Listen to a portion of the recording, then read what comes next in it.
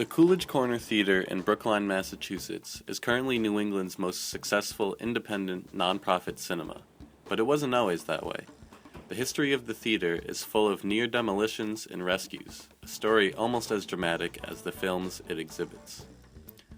The theater was originally built as a church in 1906.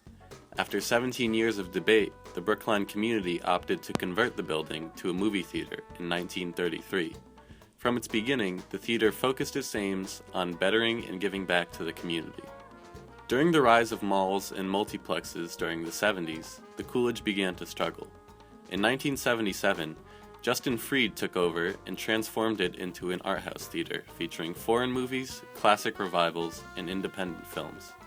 Under Fried, the theater hosted special events as well, featuring appearances by the likes of Norman Mailer, Al Green, and Dennis Hopper. Despite these innovations, the theater's finances still lagged.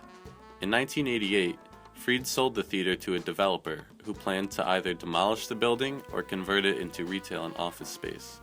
Local film teacher David Kleiler and his group Friends of the Coolidge rallied around the theater. They convinced the Brookline Historical Commission to deem the theater historically significant, thus halting the developer's progress.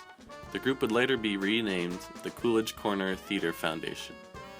The foundation launched a campaign to raise $2.6 million to purchase the building back.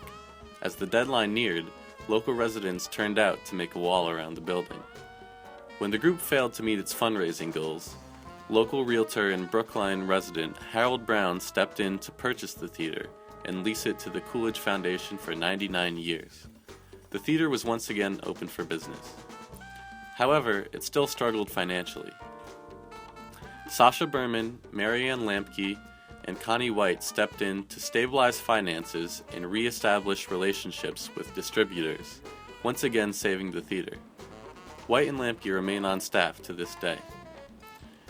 New executive director David Zena took the reins in 1999. His first act was getting the landlord to forgive the $350,000 debt owed by the theater.